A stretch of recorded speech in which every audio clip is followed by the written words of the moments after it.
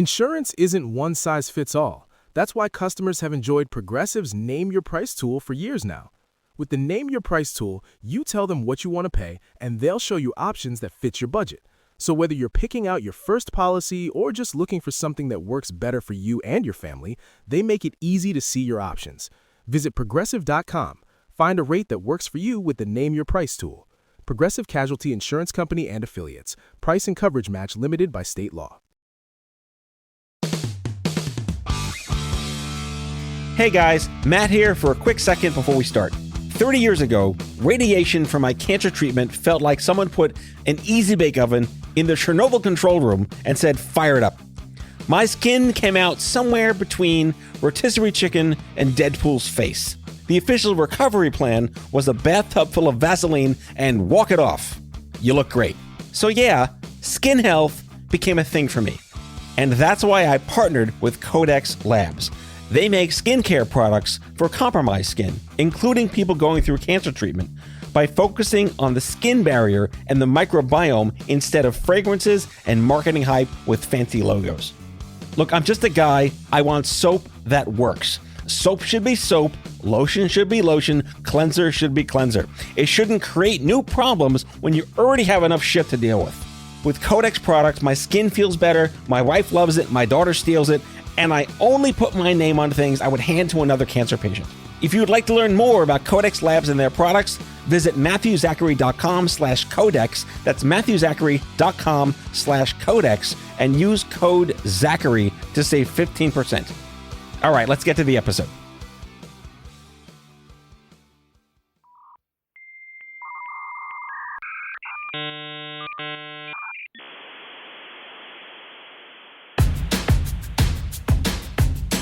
I'm as mad as hell, and I'm not gonna take this anymore! Hello, friends. Welcome back to the show. My guest today is Katy Talento. Katy's lived a life that doesn't really fit cleanly on a resume. She trained as an epidemiologist, worked on Capitol Hill shaping federal health policy, joined a Catholic convent, left it, and then later advised the White House on healthcare. You know, Tuesdays for me. And yet somewhere in the middle of that, she got labeled infertile after a single cycle of testing and spent years believing it, while doctors dismissed decades of real pain as normal. So that combination of insider knowledge and lived consequence carries a lot of weight here. She's seen how policy gets written, how incentives get wired, and how quickly the system just moves on from the person in front of it. Welcome to American Healthcare. You're going to hear some fun stories today about nun health plans, Capitol Hill deal-making, price transparency fights, and where lots of bodies are buried. Stay with this one. It's a good one. My name is Matthew Zachary. This is Out of Patience. Let's get started.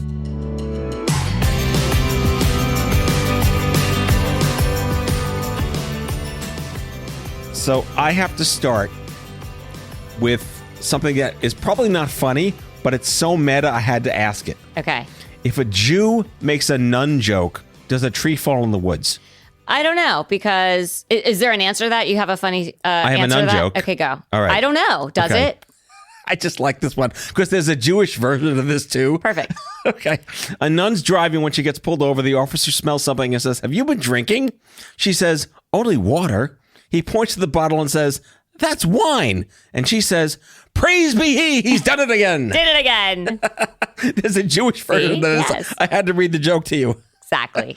That's right. Yes. There's lots of good nun jokes. Yes. Well, tell me one then. No. I have Are you only not allowed anymore? dirty nun jokes. Oh, No. dirty nun jokes. Yeah, no. I'll Does go to it hell play with on the it. word nun as like N-O-N-E as well? Yeah, there's a little bit. No, not the joke I'm thinking of. But anyway, Okay. we'll go over that later. All right. Well, then is it Sister Act 1 or Sister Act 2 got it right? Well, gosh, it's been so long. I only remember one. I don't remember Back two. in the Habit. Get it? Oh, The Habit? I do remember too. Back in the Habit. Yes. Oh God, that was good. That was when Whoopi was not annoying. Well, Liked her. OG Whoopi. Ghost OG Whoopi. Whoopi. Ghost Whoopi. Yes. Exactly. Yeah, Ghost Whoopi. Yeah. And I found an epidemiologist joke. Okay, perfect. All right. No one's going to laugh at this except you, Maybe I me. guess. Okay. Why did the epidemiologist break up with the statistician? I don't know. Why? They had too many significant differences. But What was the p-value? Kyle, do like a Yeah. Terrible. My God, I don't even know where to start with you. I know, Like, do you it's a lot. realize in your you're in the mirror how many boxes you tick? I don't know what I want to be when I grow up. You're an epic Gen Xer. That's your I top know. box. Fair enough. You can split the difference anyway on what we believe or what we feel or who we vote for, but at the same, fucking 80s, come on. Totally. That's it. Yeah. I want to hear about your childhood in the 80s. Oh my God. So I was fat. Well, you were feral? I was fat. Okay. I was fat and feral I was too. feral. I mean, we all were. Feral, yeah. I mean, who wasn't? Yeah. I don't know what an unferal 80s kid is. No. I was not latchkey. I had a stay-at-home mom, which was Okay. very unusual in the 80s, Yeah. you know, because it was not approved of by the feminists. But she did stay at home, and so she was like kind of always hovering, but that's why I like ran wild in the neighborhood because I had to get out of the house. But I was fat, and so I had to be like smart and funny in order to be cool because I wasn't like the cute girl in the class. And so that helped. That was my cope, and that served me well. And so, yeah, I mean, I was Mormon when I was 14, and so that kept me like kind of clean in high school, which was very good. Okay. And then I kind of came Great back. tabernacle, by the way. Fair enough, Yeah. right? Good choir. Came back to my senses like in college, so that Where'd you go to school? college I went to UVA Okay. and University of Virginia. My parents told And me by came to your senses, you mean not Mormon. Yes. Yeah. Like, I mean, bless their hearts. They're Yeah. wonderful people. I'm not a wonderful person, so I wasn't cut out for it. Just like I wasn't cut out to stay a nun. Yeah. we're going to get to that in a sec, but still. Okay, fair enough. So, yeah, the 80s were awesome. The music was terrible. My husband loves 80s music and he thinks it's really great. I really hated it at the time and thought it was garbage and really like, I was the classic rock girl. Okay. Which now means like the early aughts, but I guess back then it meant, 60s and 70s. So it was like what's classic rock to you? classic rock to me was what it was in the 80s, which is like Eagles, Stones, Fleetwood Mac, okay. Zeppelin, Beatles. So that's what I listened to. I grew up like knowing every word to Billy Joel you songs. say classic rock, my kids today like that's Madonna. That's what I'm saying. It's like the early aughts are like classic rock now. Yeah. But back then it was like good rock, good music. And so By the way, my daughter's favorite song is Smoke on the Water by Deep Purple, and she's 16. okay, wow. I've done well as a parent. You've raised her right. That's exactly right. Yeah. So for me, it was like memorizing every Billy Joel song and yes. Dolly Parton song also. And yeah, I sang. And knowing that I Will Always Love You by Whitney Houston was a cover. It was a cover, people. God. Yeah. So it was a cover. And so like I love to sing. We did like singing and theater a little bit. Wait, you were a theater kid too? Briefly. Yes, I and? got over it. And the choir was cooler. And so sadly. And so I gravitated Choir toward is that. structured. Yeah. Theater is ad lib and go You're do right. what you want. It's different personalities. Yeah. So No, I wrote for choir. Very methodical. You Yes. cannot fuck a single thing up. in show choir you can. And Yeah. then later I was in a cappella groups where you can do whatever you want. That's the best. But like ultimately, I also enjoyed playing rugby because it was extremely violent and therapeutic. So, oh my God, like dodgeball. We missed dodgeball. right, we did. Yeah.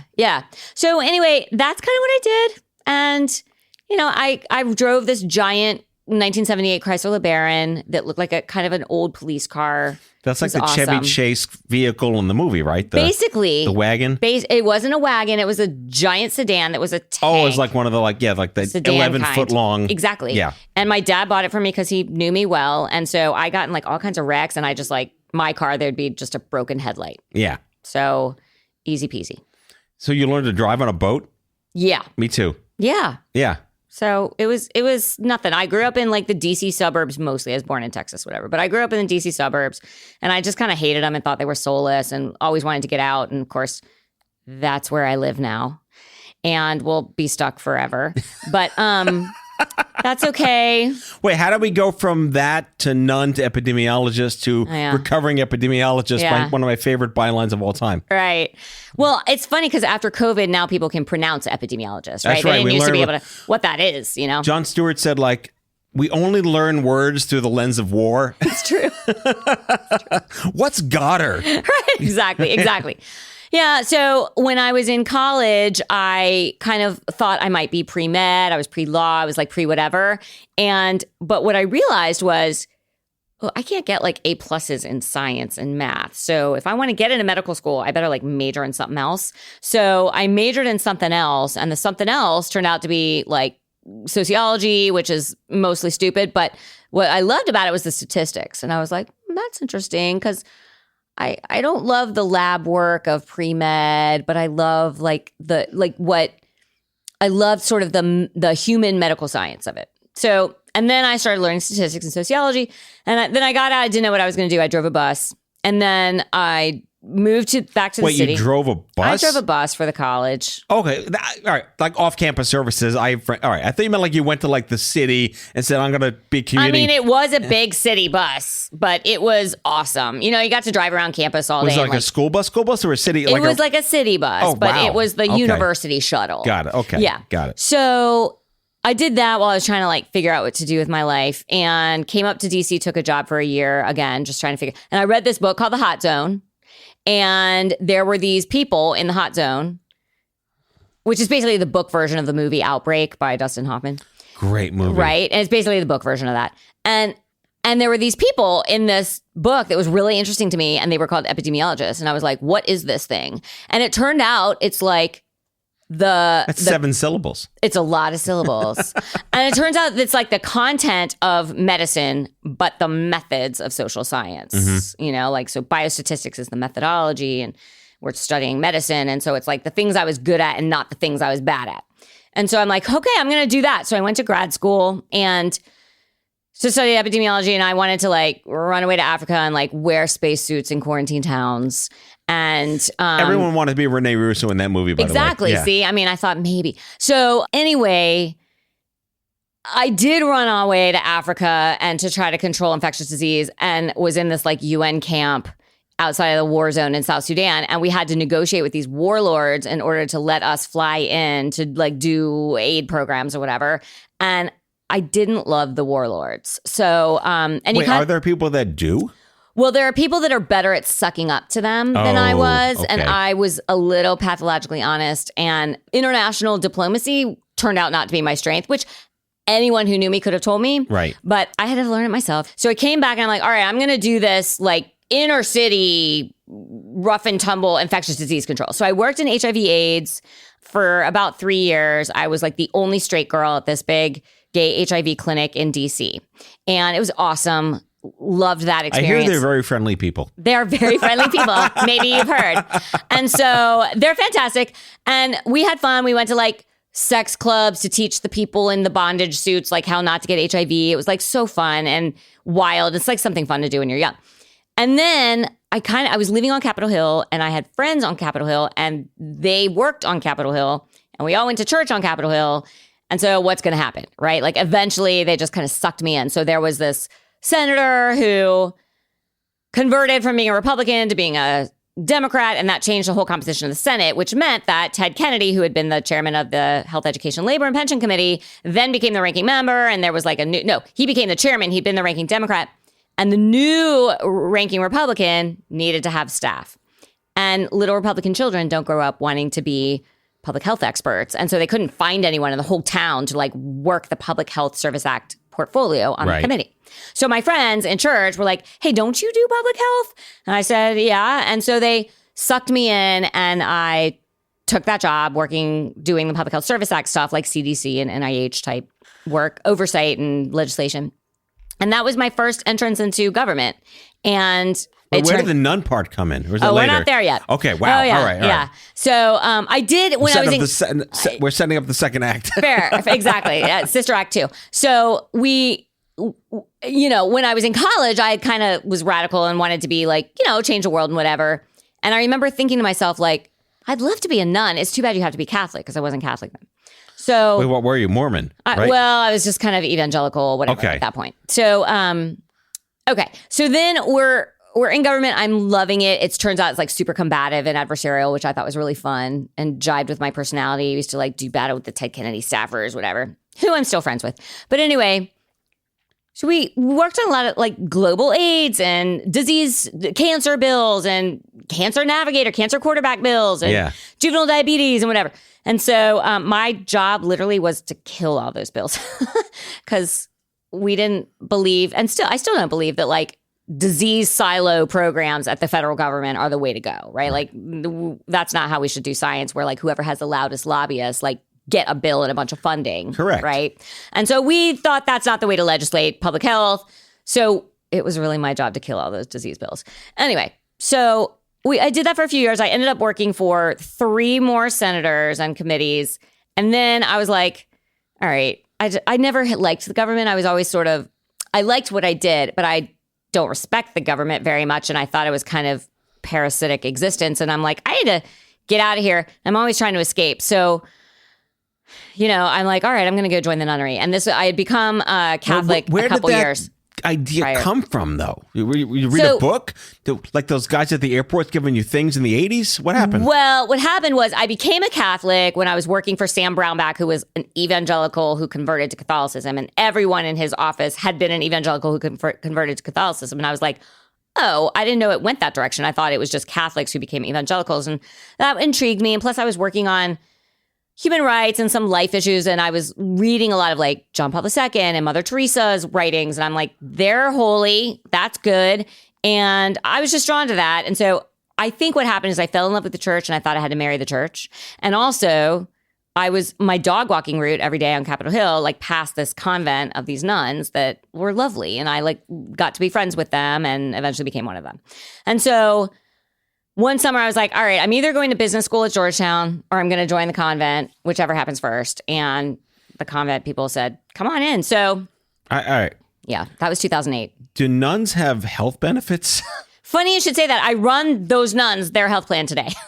Wait, but honest question, they do. not from a Jew, but honest question, like, are there benefits to being a nun health-wise? I mean, you mean, is it a healthier lifestyle or do they have coverage? No, do you have health insurance as a nun? Yes. In fact, back then they had Blue Cross and they were getting raped and pillaged every year by Blue Cross, so much so that they were like sending me to lobby on the Hill to try to like fix it. I'm like, I'm not going to fix it. Wait, so health insurance was fucking over nuns?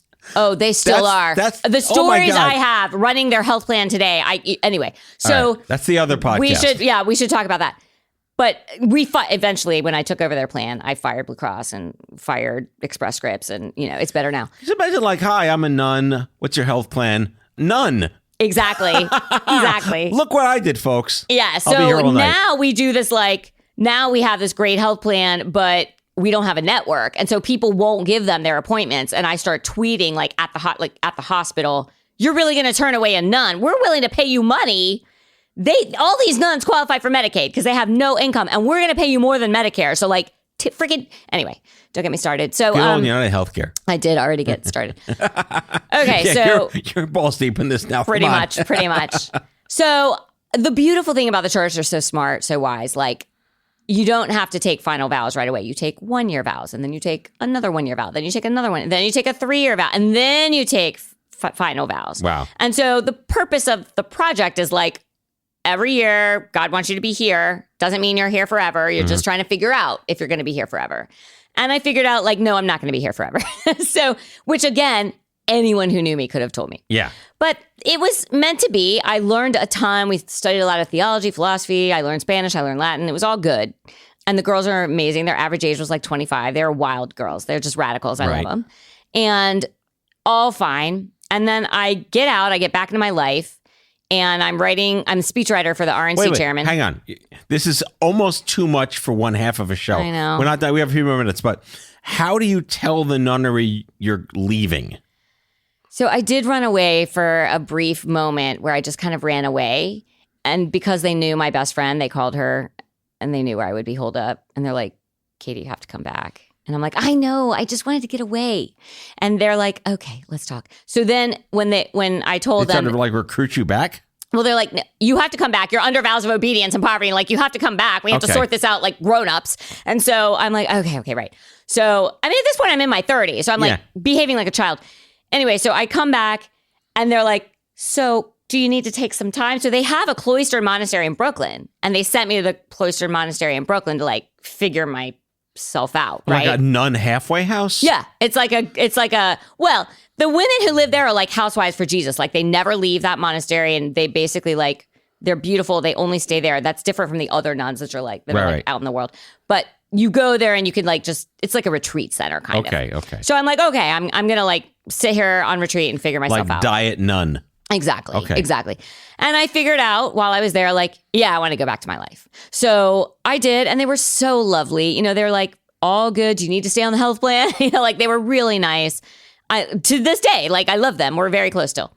And so anyway, I left. I was And I just said, like, that's kind of nice. They're allowed. I have a lot of friends from the ultra-Orthodox communities. Yeah. And they decide, this is ridiculous, I'm leaving. And they eschew them for the rest of their lives. They can never see their wives again, never see their children again, never talk to anyone again. You will become a social pariah because you have an awakening that this isn't right for me.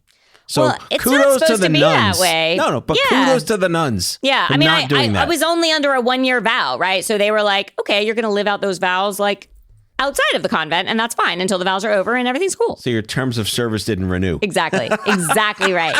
That's what happened. So it was good. And so eventually, of course, like within 5 minutes, I was back on the hill. And so I was working on the hill still. And Wait. Yeah. Who was the first person that said, yoink, you're back in D.C.? So it was the RNC chairman, who at the time was Michael Steele. And he had been a 4-year... Handsome man. Love him. Very handsome man. Very handsome. Great hair. Yeah. And he had been a Augustinian seminarian for 4 years in his younger years. And so he like kind of took pity on me. Plus, you know, the apparatchiks over there were like, we need to keep him on script. He's kind of a little bit off the rails. And so they needed to hire a speechwriter for him. So I did speechwriting for him. That was during the Tea Party cycle in 2010. And so good times. Yeah. And so we did that. The elections happened, whatever. I got sucked back onto the hill. I worked for Susan Collins. And then I did that for a year and then a couple years. And then I got married. And so I find Mr. Right. We're like, I'm out of here. I'm out of the Senate. I'm going to go have I want to babies. take a break. Okay. I need our listeners to know what that first date, right? All right. So we'll be right back after this break from, I don't know, eHarmony. I don't know. Exactly. We'll be right back.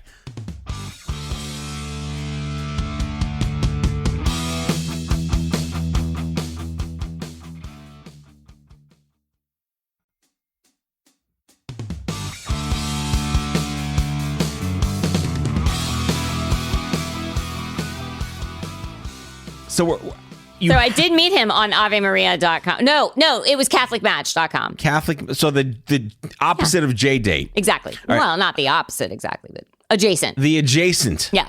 The adjacent. Exactly. I'll make words up for us. Exactly. I need to know how that first date went. So, hi, I'm a former Mormon, former epidemiologist, former nun, working for the president at some point. How are you today? Yes. I mean, my husband is a saint. He's a living saint. He'd have to be. And so he was totally down for all my crazy. I mean, he's like the rock that the waves crash against. You know, he can take it all. And he kind of likes my wildness, and he's like the sane person. He does like a super regular old like telecom engineer job, works for a government contractor. He's just like steady Eddie. He's been doing that for 30 years or 25 years. You know, he's just like normal, steady, and I'm like the crazy person. So all you're over the the kite place. and he's Yes, the anchor. exactly, Okay. exactly. Works out really well. Yeah. I'm the same in my marriage Yeah, too. see, there you go. So we get married. I quit. I'm leaving the Senate. I'm out of here. I'm going to like work for ExxonMobil and help them with their malaria control or wherever. And we're going to have babies. And then infertility the label gets put on my chest. And I'm told, I heard that was like you were gaslit, right? Yeah. I mean, pretty much what happened was I get told like, okay, we're going to like probe you. We're going to watch your ovaries for a minute. And, oh, your ovaries are effed up. So you're infertile. And nobody said like, maybe you should ease off the like vending machine diet and the Diet Coke as sole hydration approach to hydration and the 4 hours a night of sleep and the fight or flight like cortisol bath that you're living in at work. And maybe you should think about like living like a human being, and then maybe your like reproduction will turn back on. And nobody said that to me. And so I just believed it for some insane reason. Like I'm not great with authority. I don't know why I believe them, but I believe this label because the white coat religious cult or whatever. And so I'm like, okay, I guess I'm infertile. And so we went off and we adopted kids, which is great. But I just believed it. And I kind of wish I hadn't. I wish that I had just done a little research. I mean, I was an epidemiologist after all. I probably could have done some research, but I didn't. I just believed it. And so many people your standards. Right. And so like what's so bad is, today I would tell people never, ever believe your doctor. Like, don't ever believe that first opinion, like do your own research. Get a second opinion. Get a fifth opinion. And so, but whatever, like it was meant to be because we have beautiful children. We have beautiful grandchildren. It's all good. But eventually, shortly thereafter, a few years, so then I'm back on the hill. I get sucked back in because just when you think you're out, and Godfather 3. It always, every time. Always. And so I get sucked back in. And then this friend of mine goes to work for this like crazy man from your hometown. And he comes down the escalator and like he starts winning all the primaries. And this friend of mine. Oh, the escalator man. Yeah. That guy. Orange guy. Never heard of him. Yeah. And so my friend is working for him, right? Okay. And my friend is like, the next time I see my friend, he's sleep deprived, chain smoking, disheveled. And I'm like, my God, like, are you okay? Do you need help? What's going on? And like a drowning man, he's like, yes, I need help. Yes, can you help me? So I'm like, okay, I can like do the healthcare issues. Like, what do you need? So I started volunteering with the campaign, and then we worked the platform committee at the convention, and then they started paying us, and I was living here in Trump Tower, and then it's election. really nice. I was in there once. It's quite nice. It's lovely. It's lovely. I mean, we had to work all the time, so we didn't really get a chance to enjoy the city. Right. And then there was it was a stressful time. But anyway, then we get to transition. Election happens, a transition team, and then into the White House. And so I was doing healthcare. Back when there was an East Wing. Back when there was an East Wing. That's right. Which we do need the ballroom. I have to say, it's very small in there. So yeah, and nobody was even using the East Wing. Like it didn't serve any. It was just nice to walk through when you were touring because you get to the West Wing, right? They don't. Well, they'll let you in the West Wing, show you the Oval and like the Roosevelt Room or whatever. Yeah, we got the cheap seats East Wing tour, but now that's gone. So, see, yeah. But nothing ever happened there, so there was no point. So it's good that they're like bulldozing it and doing something useful.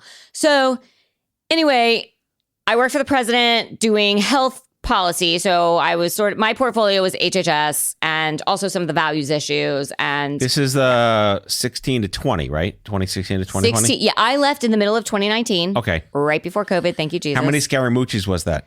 That was about 2 nanoseconds of Scaramucci. He was entertaining. Yeah. And we had Sean Spicer, too, also entertaining. Sarah Sanders, lovely, lovely. All the press secretaries. Yeah. I missed Kaylee. So Kaylee is the one I was not there for. Got it. Yeah. So that was obviously for a policy staffer in DC. It's like the Super Bowl, right? It was like the most fun job ever. And you want to like put forks in your eyes every day, but also it's super exhilarating and fun and every day is different. And we worked on like super fun things, price transparency. I loved that. It's super nonpartisan. Yeah. Whatever happened to that? It's still we happening. are in 2026. It's still happening. Yeah. So actually, Joe Biden's administration doubled down on price transparency. I was sure they were going to like cave to the lobbying firms that were trying to like the hospitals and the pharma guys and whatever to try to, and they didn't for the most part. They didn't cave for the most part. And then new Trump comes back in, second Trump comes back in and they've doubled down. And then the Congress just doubled down, which is a miracle. So price transparency is slowly taking effect. It is slowly having an effect because I build health plans for employers is in one of the hats I wear. And we are using those files. The audience for those files is not really patients. We don't expect patients to be like shopping on price yet. That's not where we are. But employers are using it and to try to figure out which network is better. What should we offer if we want to pay a cash price for something instead of using a network? What's the best price to offer? So it's useful in that sense. And I think it's going to continue to get more and more useful. And most importantly, it provides a competitive advantage to healthcare providers that don't have 457 prices for a Band-Aid. So like if you have simple pricing, you have a competitive advantage now because of price transparency. People are going to gravitate to you. And we do. We contract with simple price, physician-owned surgery centers and things like that. Yeah, on my side of this, the cancer patient side, the consumer experience side of like you're in the store you didn't want to shop inside of, but someone else controls everything for you. Exactly. All we want, besides we'd like to not die, like that's a given. You'd like to not go bankrupt. Yeah, we'd like to just not be fucked. Yeah. Right. And that's a generic term at this point because you could be That means everything. 1,000 different ways. Oftentimes, I built the young adult cancer movement with a bunch of amazing people. Right now, that's part of the 160 million Americans under employer-based care. Right. That's right. You don't often get to pick your employer. Nope. Your employer picks you, especially with all the AI bullshit now deciding where you go. How is someone today, and God, thank God, at least for now, pre-existing is still a thing we fought for, and we all need that as Gen Xers with kids now. I met people who didn't even realize that there was a time. By the way, I went on Cobra at 22, a week after my cancer treatment ended. Wow. So I was paying like $3,000 a year. Yeah. So anyway, for perspective, right? Okay. All we really want is to be hopefully hugged a little on we're going to help you make this suck a little less. But just either nod your head on the radio or punch something with me. It's designed intentionally to confuse you to help the system profit. Yeah, unless you have a benefits advisor who's doing it different.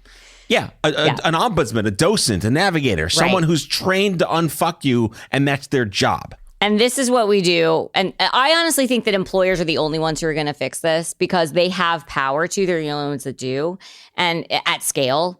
And so we're fixing it one employer at a time. Not just me. There are other benefits advisors. What does fix mean? So let me tell you. Yeah. We fire the carrier. We fire the PBM. And we bring in direct concierge medicine for free to the members. We bring in a nurse navigator for free to the members. And the nurse navigator, when you need care, you call her.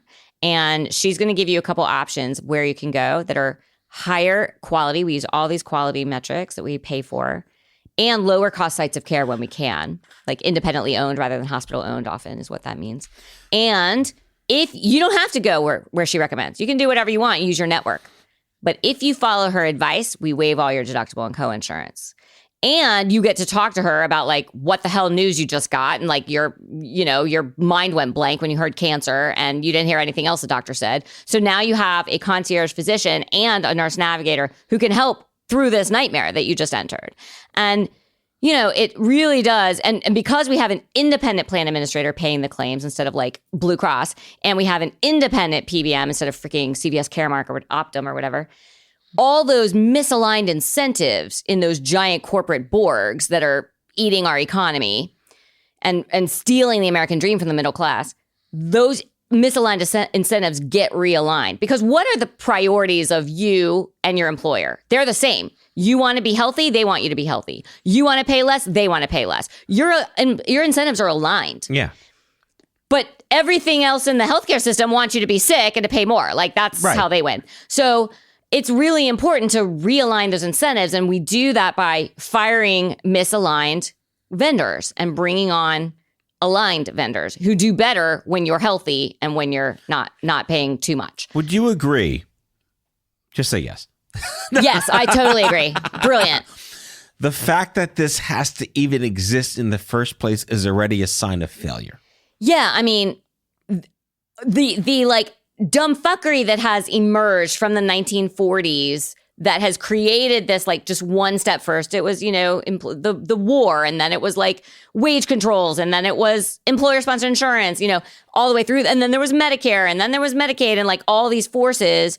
And then, we repealed the anti-kickback laws. So now we have PBM rebates and all this craziness. Everything is built upon each other. I don't think there's like one demonic mustachioed villain, like puppeteering it all. I think that what happens is incentives are created along the way. And then to try to disrupt those incentives, you would have to, these are corporations who, when you try to mess with their business model, that is an existential threat to them. And they have like a massive asymmetry of sophistication to protect their business model against like, what, a stupid staffer, a health staffer on Capitol Hill who like doesn't know anything, or a member of Congress who just needs to win this election to keep his job. And so he takes, the money. The money doesn't actually corrupt them. What it does is it means that they'll return your call, and the evil corporate Borg, get to frame the issues for that guy first. Right. So like, that's how it's all got off. The incentives got misaligned. But I'm actually encouraged because Congress and the administration have been doing some crazy things lately, just in the past year, to actually force all these a-holes out in the industries. They're basically saying, hey, guess what? Everything you're doing makes you a fiduciary, and you're a bad fiduciary, and therefore everything you're doing is illegal, which is a miracle that law passed a couple months ago. And Department of Labor passed some regulations that basically say the same thing. And so how that's going to play out is going to be wild. I don't know how it's going to turn out. Like, it's going to take a lot of enforcement. Not everyone's going to comply at first, like we kind of see with price transparency, but it's going to throw these cars up into the air. And I'm not sure exactly where they're going to land, but it can't be worse. So I'm on the receiving end. I'm like the C-SPAN watcher, right? I don't know what's going on the back end. Everyone's looking at the media, which I hope at this point we all know it's fucked. Everything we watch on any channel that is of any shade of red or blue or purple or anything, it's all bullshit. Where can actual people that are objective get information about what's actually happening anymore? Yeah, that's a good question. So there are a couple podcasts I like. One might be yours, but another one would be... I'm flattered. Yes. Another one would be a show called An Arm and a Leg Show. I love him. Love them. Yep. And Relentless Health Value is sort of a great podcast for how the employer space works. And you can really learn a lot by listening to that podcast. By the way, if you know Dan Weissman... Yeah. Tell him to return my calls. Hey, Dan, I know you listen to the show. Return my calls. We need to do a guest swap. It's been too long. Yeah, I love his show. I think I called him when I was still in the White House because I was like, I love your show. Like, don't tell anyone. But it was great. He's great. And he's doing a real service because he's making it understandable. The ununderstandable, understandable. Mm-hmm. Yeah. So, but I mean, ultimately, this is not understandable. No. It is a multi-trillion-dollar industry. It's a fifth of the economy. It's eating the economy. There's no one person, not even in the industry, who understands and is an expert in all of it. So doctors always think that that they understand healthcare. They don't understand a fraction of it. Right. So like nobody does. Everybody might be an expert in a certain niche. But I even when I was at the highest levels of policy, I didn't understand how it all worked. I had to get out and actually build plans myself for employers before I learned a lot more than I had ever known when I was supposedly running things. I mean, again, just from the layperson perspective, all we're fed is this, and this. And look, you can have your opinions on different presidents. None of them are perfect. It's never 100% good or bad. Obama did shit. He did great stuff. I was part of what Trump passed an omnibus package as part of the Early Act that helped breast cancer reconstruction and all sorts of like. It's not all terrible, no. But the news only makes you want to hate whoever it is more. Right. So I know for a fact that the presidency has a lot of, this is my version of this, speaking to you who knows the answer probably, good intentions to fight PBM reform waste. But instead they gutted the NCI, right? So that's what we see, right? I don't understand the reason for gutting. Doe should have gone after PBMs. That's what the cancer community sees. Why are you killing kid cancer research and not killing PBMs? My question, because that was just a bit of a rant, is what does Mark Cuban mean to you? And is he full of shit, or is there something there for him?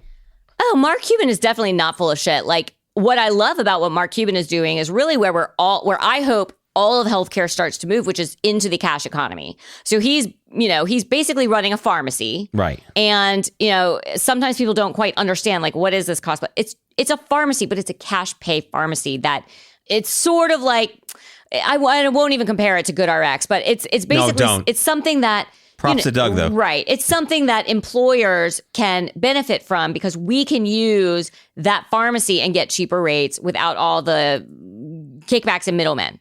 And that is where I think all of medicine is headed. So ultimately, when we start to get rid of the networks, we can't get there yet. I still rent a network for our employer health plans. But when we rent a network, we're always trying to not use it if we don't have to. We'd like to go to doctors and hospitals and directly contract with them and cut out the middlemen because we can get a better deal that way. Or we'd like to pay cash to that doctor. Like, hey, can I just call you with a credit card on behalf of this worker or his family and pay you today? And you don't have to chase them for a deductible. that usually gets a healthy yes, and we can cut out the network. The problem is the network contracts try to ban that with both the doctors, their contract with the doctors, and their contracts with the employers. We've got to get some of these anti-competitive, I would argue, illegal provisions out of those contracts. But ultimately, we can get ourselves, when we start to do that more and more, that, in my mind, is the holy grail, is when we can be in a post-network world where everyone's just paying cash. You can't pay cash as a patient. You can't pay cash as a patient. Right. I'm talking about employers paying cash. Employers. Yeah. Employers paying the single cash price, which is orders of magnitude lower than what they're paying today. Right. I mean, I became a Cost Plus member about a year or two ago, only because I realized I'm on 7 medicines to live. Like 30 years later, I'll take 7 pills. There's no naturopathy that could fix this. Like, I'm just damaged goods. I'm happy to wake up in the morning. We didn't get to the naturopathy stuff either. But I realized that 4 of those were generic. And instead of paying $30 for Copay. like a 90-day supply, I pay $16 for a 90-day supply. And I'm saving $200 a month on 4 prescriptions by just paying cash instead of paying cash times 2 to my insurance company. And what if we were doing that for every surgery, for every MRI, for every inpatient hospitalization, for every baby delivered? Like, that's the potential here. And when you have cash prices, that's just one price. It's not 467 prices for a Band-Aid. It's one cash price. Right. So, and this is kind of where I am with my nuns, because often how are they doing these days? Oh my gosh. So they go to NYU. Some of them go to NYU, and NYU tries to tell me, we don't take your plan. They're going to turn them away. And I'm like, we're going to pay you cash. Can we pay you cash? No, we don't do that. Okay, so they're trying to cancel these nuns' appointments because they won't take cash. So another policy we need. That's so fucking stupid. It's crazy. Another policy we need is like, you have to take cash, and it has to be equivalent to or lower than your lowest negotiated insurance rate, because we're paying it to you today. So you should give us a lower price. Right. And anyway, so there is a future there. Your utopian vision. Yes. Is that like unanimously all employer-based care moves to cash. Yes. So 160 million Americans are a little less fucked, but they'll still need navigation. And the employer, yes, they 100% need navigation. And the employers themselves are a little less fucked. And therefore the economy is a little, because like GM is a healthcare business that has a car wing, as Lee Iacocca said. Yeah. So like what the healthcare is sucking out of our communities and throwing it at Wall Street is totally like, what would happen to our economy if we weren't just, as you and I were talking before the show, what would happen to all that lost opportunity cost if it were invested in our communities? So I do think that there is a place for that. I write about that. So now that I'm out of like government and, I'm working with employers and I'm doing naturopathy, post-none. Yes. And like now I'm in my grandmother years. So now I'm writing, and I'm kind of like, now that I'm not a staffer, I'm able to kind of say what I think. So it's like Katy Uncensored. A little freeing. Yeah. So I write, I have a Substack at katytalento.com, and I write about all these things. Which is addictive, and we'll put a link in the episode notes, trust me. Thank you. Thank you. Thanks. All right. Well, we come to the end, and if you listen to my show, I have a bonus round at the end of every show. Yes. Okay. So what's coming. But just for the lay people that don't know this, I ask my AI a couple of questions about my guest, and I feed it information, and I give it my opinion, and it knows me for 2 years now, so it understands what I'm saying. Yes. And I pose the following question. If my guest were a Netflix series, what 3 pop culture icons would embody her character? And they never guess. You're not supposed to guess, but I'm going to tell you what my AI thinks who you are. Okay. You are Dana Scully from the X-Files, and here's why. Dana lives in the tension between scientific training and institutional doubt. Her credibility comes from understanding both sides at once. That same tension runs through how Talento approaches healthcare. God, that's really accurate. All right. You are Michael Clayton. Oh. Or maybe pre-Mary Clinton. It's 2026. Yeah, fair enough. They know how power operates because they spent years inside it.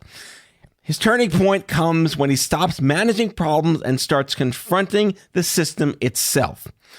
Katy's shift out of government reflects that same transition. Yeah, fair enough. And you are the one and only Olivia Benson from SVU. Oh, right. Yeah. I don't know any of the character names. Yes, of course. Love her. All right. Olivia Benson keeps the focus on real people inside broken systems. She understands the rules, but refuses to let them override human impact. Katy similarly grounds her work in lived experience and the consequences for families. Yeah, I guess AI knows me better than I know myself. Congratulations. You are Dana Scully, Michael Clayton, and Olivia Benson. Amazing. Amazing. I don't know how to outro you. I have a whole list of things here. On the surface, you're the CEO of All Better Health. Yes. We'll put a link to that. Thank you. Former White House policy advisor. Recovering epidemiologist. Epidemiologist. Yeah. You're a fierce naturopath. Yeah. I love you have fertility advocacy in your bones because of bullshit gaslighting fuckery. Totally. You are a Renaissance woman. It's true. And a Gen X queen. Oh, thanks, man. This has been an absolute pleasure, and you have to come back. We could do 40 fucking shows together on endlessness. Yeah. I mean, yeah, if you're going to buy me bagels, I'll be back. Have you met my borough? This is Manhattan. I know, dude. All right. Thank you so much. Thank you. Okay. See you next time, folks. Take care. Bye-bye.